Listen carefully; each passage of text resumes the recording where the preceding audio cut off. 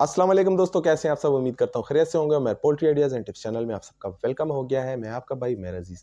दोस्तों, आज के वीडियो में आपके साथ डिस्कस की जाएगी कि फाइटर असीलों की आंखें कैसी होनी चाहिए और प्योर असीलों की आंखें कैसी होनी चाहिए, दोनों में फ़र्क क्या है, दोनों को किस लिए इस्तेमाल किया जाता है, दोनों को इस्तेमाल किस लिए जाता है, खालिस असील किस लिए इस्तेमाल होते हैं, प्योर असील जो उनसे होते हैं और फाइटर असील जो होते हैं वो किस लिए होते हैं, और कौन से मुर्गे जो होते हैं जिनको नहीं लड़ाना चाहिए।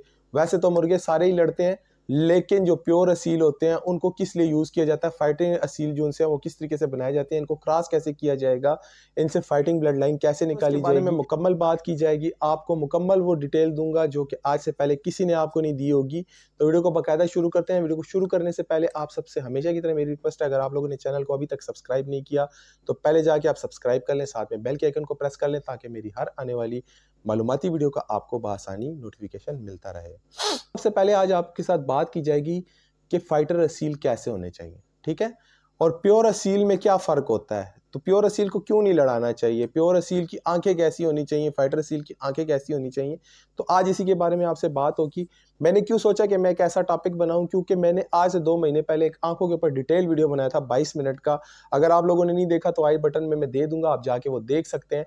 तो उसके बाद काफ़ी ज़्यादा कुछ लोगों ने इंडिया से मुझे रब्ता किया, मैसेजेस किए कि उमर भाई फाइटर असील कौन से होते हैं और प्योर असील कौन से होते हैं। तो मुझे तब जाके पता लगा कि दुनिया में या एशिया में 80% लोगों को तो यही पता नहीं है कि प्योर ब्लड लाइन किस लिए यूज़ की जाती है और फाइटर ब्लड लाइन किस लिए यूज़ की जाती है, और फाइटर ब्लड लाइन से वापस प्योर ब्लड लाइन किस तरीके से निकाली जाती है। मैंने कहा चलो एक ऐसा अच्छा सा टॉपिक बना दूं जिससे आप लोगों को ये पता लग जाए कि प्योर ब्लड लाइन को किस लिए यूज़ करना है, हमने कैसे उसको प्रिजर्व करना है, कैसे उसको सेव करना है, जो पुराने असील है उनको किस तरीके से सेव करना है, और फाइटिंग ब्लड लाइन हमने उस प्योर ब्लड लाइन से किस तरीके से निकालनी है, और कौन कौन से फीचर हैं जो कि हमें बहुत ज़्यादा फाइटिंग के लिए अच्छे साबित हो सकते हैं और फाइटिंग के लिए बेहतरीन हो सकते हैं। तो पहले कुछ शॉर्ट बातें आपके साथ फाइटिंग असीलों के बारे में करता हूँ, क्योंकि वो इतना लंबा टॉपिक नहीं है, छोटा सा टॉपिक है और 4-5 किस्म की आंखें हैं जो कि फाइटिंग में बहुत ज़्यादा अच्छी मानी जाती हैं पाकिस्तान। तो बाकी इंडोनेशियन या थाई ब्रीड्स हैं उसके बारे में फिर किसी दिन आपके साथ डिस्कस करूंगा, क्योंकि वो एक लंबा टॉपिक है। वो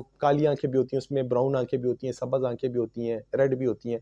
तो आज जो कुछ मैंने आंखें जो पाकिस्तानी मुर्गों में पाई जाती हैं जो कि चैंपियन मुर्गे माने जाते हैं, तो उनकी आंखें ऐसी रेड थी या ब्लू थी या जैसी भी थी, उसके बारे में आपसे बात होगी।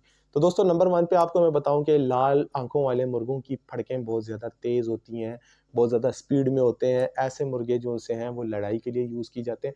अब आप कहेंगे लाल आंखें कैसी, जिनके डोरे पीछे बहुत ज़्यादा बड़े बड़े होते हैं। इधर तस्वीर में भी आपको दिखा दूंगा, वाज़े लाल लाल डोरे नज़र आ रहे होते हैं। ऐसे मुर्गे फाइटिंग के लिए बहुत अच्छे होते हैं, लेकिन जब आप इनकी क्रॉस करते हैं प्योर ब्लड लाइन के साथ तो ये फिर अपने पार्टनर का सहारा लेते हैं, उसकी आंखों के ऊपर इसकी आंखें जाती हैं, क्योंकि इसकी जो ब्लड लाइन होती है इतनी ज़्यादा अच्छी रेयर नहीं होती। आंखों से ही हम एस्टिमेटली पता लगा सकते हैं कि एक मुर्गा कितना ज़्यादा असालत में है, उसकी असालत क्या है। असालत अब क्या होती है, बर्दाश्त होती है, उसकी मार खाने की सलाहियत होती है, और ह्यूमन फ्रेंडली वो कितना है कि इंसानों के हाथ में किस तरीके से आता है। असील मुर्गे भागते दौड़ते नहीं हैं, वो खड़े होते हैं बिल्कुल इसी तरीके से जिस तरह के एक इंसान दोस्त होता है, और कुछ वो समझते भी हैं बातें, जिसकी आप उनको ट्रेनिंग देते हैं वो उस पर समझते भी हैं। तो वो असालत, उसको पुराने दौर के लोग उसको असालत कहा करते थे। तो उन मुर्गों में थोड़ी असालत कम होती है, लेकिन ये है कि लड़ाई में बहुत ज़्यादा तेज़ होते हैं।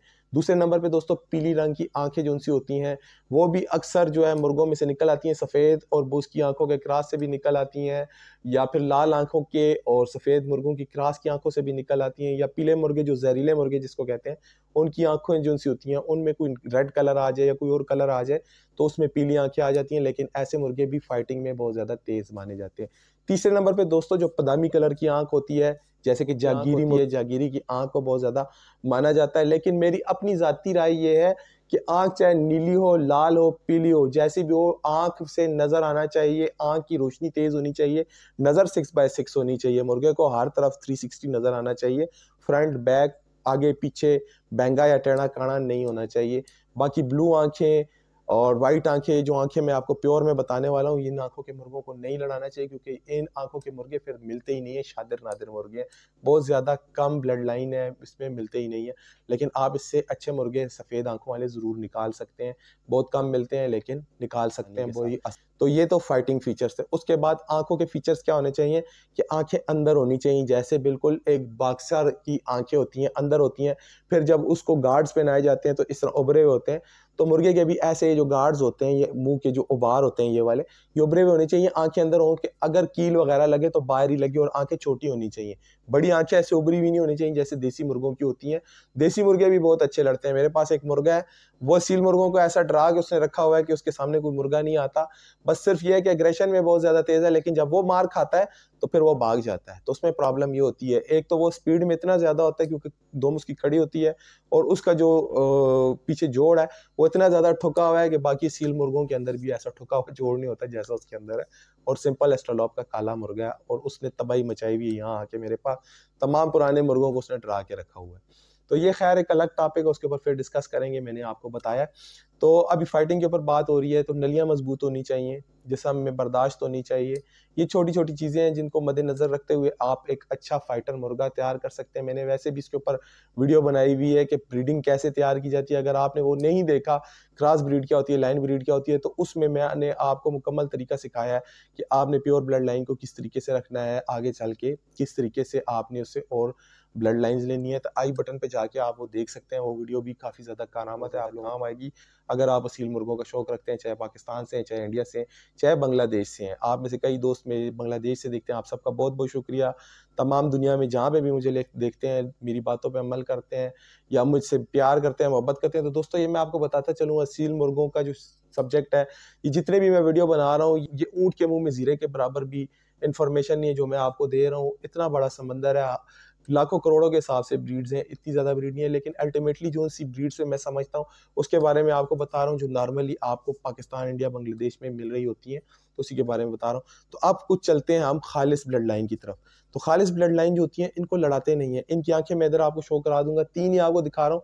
चौथी आंख है वो बहुत ज़्यादा आसानी से मिल जाती है, ब्लू रिंग वाली आंख। सफ़ेद आंख होती है, उसमें एक ब्लू कलर का रिंग होता है, तो वो ब्लू रिंग जो है आपको वाज़े नज़र आ जाता है जब आप धूप में आंख को देखते हैं, आंख झपकती है, बड़ी होती है, तो नज़र आपको आता है, तो उसके अंदर नज़र आता है। बाकी 3 आंखें जो मैं आपको दिखा रहा हूँ, नंबर 1 पे बिल्कुल नीले रंग की आंख। ये मेरे पास दोस्तों मेरे घर के एक पट्ठे की आंख थी। ये मुझसे एक बहुत अच्छा मुर्गा बना था, लेकिन फिर मैंने एक कमकली की वजह से मैंने इसको गंवा दी है। जो कि मैं आप सबको भी नसीहत कर रहा हूँ कि अगर आपके पास ऐसा मुर्गा आ जाए, या आपके पास ऐसा मुर्गा पुराना कहीं से चल के आ रहा हो, जैसे आपके आबा अजदाद के दौर से चल रहा हो, तो ऐसे मुर्गे को बिल्कुल ना लड़ाएं दोस्तों, क्योंकि फिर ऐसा मुर्गा आपको पूरी दुनिया में बहुत ज़्यादा कम मिलेगा, और जिसके पास मिलेगा वो आपको देगा नहीं। तो ऐसा मुर्गा अगर आपको नीली आंख वाला मिल जाता है, तो ऐसे मुर्गे को आप बिल्कुल भी ना लड़ाएं, क्योंकि ये प्योर ब्लड लाइन की निशानी है। दूसरे नंबर पे वाइट कलर की आंख जो सी है, तीसरे नंबर पे बोस की आंख, और चौथे नंबर पे दोस्तों ब्लू रिंग वाली आंख, जो लासानियों में अक्सर पाई जाती है, बिल्कुल हल्का सा ब्लू रिंग होता है। तो रही थी ब्लू आंख वाला, ये बिल्कुल शादिर नादिर है, ये मुर्गा को आप नहीं ले सकते। सेकंड नंबर पे दोस्तों जो व्हाइट आंखें अक्सर अमरों की आ जाती हैं, पीली बोस की आंखें, ये भी अमरों की आती हैं, मरीठियों की आती हैं, लेकिन ये उन मरीठियों की आती हैं जो कि पुराने मुर्गे होते हैं। पुराने मुर्गों से मुराद ये होती है कि उनकी 200-300 साल से उनकी नस्ल चल रही है। इनके ब्लड में इतनी ज़्यादा बर्दाश्त और इतनी ज़्यादा गर्मी है माशाल्लाह से, कि अगर इन मुर्गों को आप इतने इधर गोडे पे बिठाएं, तो अगर उसके ऊपर आप हाथ रखें, उसको आपने ट्रेनिंग दी है कि इधर ही बैठना है, तो वो सुबह तक आपके गोडे के साथ ही लग के बैठा रहेगा, उठ के वो जाएगा नहीं, आपकी बात को मानेगा। ये इसकी असालत होती है, यही इसकी बर्दाश्त होती है। अजान इसकी छोटी होगी, छोटे छोटे इसके पाँव होंगे, छोटी छोटी इसकी टांगें होंगी, ये इसके मेन फीचर्स हैं। अगर आप ऐसे मुर्गे को किसी और मुर्गी के साथ क्रॉस करके एक फाइटिंग ब्लड लाइन बनाते हैं, या किसी थाई मुर्गी के साथ आप इसको क्रॉस करके फाइटिंग ब्लड लाइन लगाते हैं, तो अंत की ब्लड लाइन बनेगी।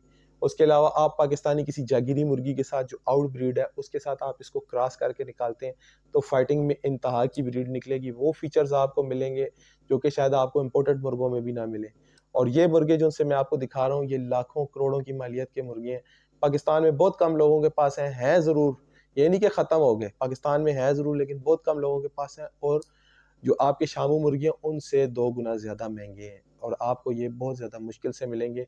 एक तो इनके साइज़ बहुत छोटे होते हैं, क्योंकि इन ब्रीड करने की वजह से मैं पहले भी आपको एक ब्रीडिंग वाले सेक्शन में बता चुका हूँ कि जितनी ज़्यादा आप इन ब्रीड करते हैं और लाइन ब्रीड करते हैं, तो मुर्गों की हाइट छोटी होती जाती है, पाँव हल्के-हल्के मुड़ना शुरू हो जाते हैं। ये ऐसी आपको हालत में मिलेंगे, इनकी उँगलियाँ थोड़ी मुड़ी हुई आपको मिलेंगी। बॉडी के लिहाज से थोड़े कमज़ोर हो जाएंगे, क्योंकि इन ब्रीड चल रहे हैं, कॉपीज़ के हिसाब से चल रहे हैं, हमारे पास आ रहे हैं। और जो है कि कॉपीज़ के साथ चलते-चलते इनकी जो अपनी एक ही ख़ानदान में बार-बार क्रॉसिंग है, उसकी वजह से माज़ूरी की शिकायत आ रही है, टाँगें कमज़ोर हो रही हैं, आउट ब्रीड्स मिल नहीं रही हैं, क्योंकि बहुत ज़्यादा शिकारी हज़रात देते नहीं हैं। तो अगर आपको आउट ब्रीड मिल जाती है या फिर आप आउट मुर्गियों के साथ इनको लगाकर उसी फीचर्स के आप मुर्गे निकाल लेते हैं, जैसे डिटो कापीज आप निकाल लेते हैं अमरोहों की, या डिटो कापी आप निकाल लेते हैं मरीठियों की, या डिटो कापी आप निकाल लेते हैं जागीरियों की, तो फिर आप उसको आगे फाइटिंग के लिए यूज करा सकते हैं उन ब्लड लाइंस को। तो ये प्योर आप इस लिए रख सकते हैं। 200 साल 300 साल पुरानी, 1 सदी पुरानी, 200 सदी पुरानी, 3 सदी पुरानी आपके पास जब ये ब्लड लाइंस होंगी तो इंशाल्लाह आपके खुड्डे को 4 चांद लगेंगे और आपने अपने खुड्डे से इनको हटाना नहीं है। मियाँ वाली के जो पुराने शौकीन हजरात हैं उनके खुड्डों में आज भी ये रवायती मुर्गे जिंदा हैं, लेकिन ये वक्त के साथ साथ जो है इनके अंडे आना कम हो गए हैं, क्योंकि मुर्गियां जब आप बिल्कुल इनब्रीड कराते हैं तो अंडे देने की सलाहियत इनकी कम हो जाती है और नस्ल इनकी कम हो जाती है। तो जब आप अपने मुल्क की नस्ल के ऊपर काम करेंगे, अपने मुल्क की असालत को आप बचा के रखेंगे, तो इंशाल्लाह आपकी फाइटिंग का शौक भी अच्छा होता जाएगा और आपका जो सा शौक है या आपका खुड्डा जो है उसको 4 चांद भी लगेंगे। तो ये जो प्योर के जो फीचर्स हैं मैंने आज आपको बताए हैं, इनकी टांगें छोटी होंगी, हाइट छोटी होगी। जब आप इनको बड़े मुर्गों के साथ या बड़ी मुर्गियों के साथ क्रॉस कराएंगे या इनकी मुर्गियों को बड़े मुर्गों के साथ क्रॉस कराएंगे तो मिड साइज के जो आपके हाइट के मुर्गे निकलेंगे, बहुत ज़्यादा आला किस्म की फाइटिंग के निकलेंगे। फाइटिंग फीचर्स में मैं पहले भी आपको बता चुका हूँ, गर्दन छोटी होनी चाहिए, लंबी गर्दन नहीं होनी चाहिए, क्योंकि गर्दन की कोनियाँ जो होती हैं वो खुलती जाती हैं, तो गर्दन पे जितनी चोटें लगेंगी तो मुर्गे को उतने हारने के चांसेस ज़्यादा होंगे। जितनी गर्दन छोटी होती जाएगी, पाँव जितने मजबूत होते रहेंगे, पीछे वाला पाँव, पीछे वाली रान, फिर आगे वाली नली और फिर आगे वाला पंजा, ये आपस में थोड़े थोड़े छोटा छोटा होना चाहिए। पंजा जो है नली से छोटा होना चाहिए, नली जो है रान से थोड़ी छोटी या फिर बराबर होनी चाहिए, वो भी चल जाती है, लेकिन पंजा थोड़ा छोटा होना चाहिए, ब्रेक ग्रिप में अच्छा होता है। और ये जो कील होता है वो बिल्कुल पॉइंट पे होना चाहिए। पॉइंट में पहले आपको बता चुका हूँ, जो अंगूठा होता है, तो जब आप अंगूठे को उठाएं तो अंगूठा बिल्कुल, आगे का जो कील है वो बिल्कुल पॉइंट के साथ है। ये फाइटिंग सीलों में सिर्फ ये चीज़ें देखनी चाहिए।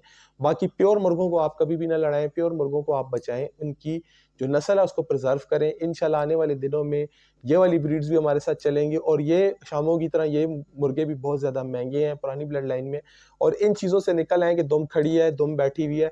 आजकल जो खड़ी दुम वाले मुर्गे हैं माशाल्लाह से वो कितने ज़्यादा अच्छे साबित हो रहे हैं लड़ाइयों में, वो कई बैठी हुई दुम वाले मुर्गों को हरा रहे हैं। बस सिंपल बात ये है, आखिर में आपको एक टेक्निकल पॉइंट बताता चलूँ कि ये जो खड़ी हुई दुम होती है, मतलब बहुत खड़ी हुई नहीं होनी चाहिए कि आसमान की तरफ लगी हो, थोड़ी सी जो खड़दुमा होता है, जोड़ होंगे वो बहुत ज्यादा मजबूत होंगे, एक दूसरे के अंदर ठुके हुए होंगे, कभी निकले नहीं होंगे।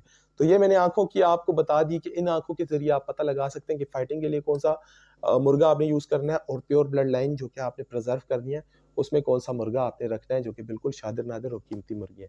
तो इसी के साथ ही आज की वीडियो को खत्म करते हैं। मिलूंगा आपके साथ एक नए टॉपिक के साथ, एक नए चैप्टर के साथ। तब तक के लिए भाई को इजाजत दीजिए। अल्लाह हाफिज।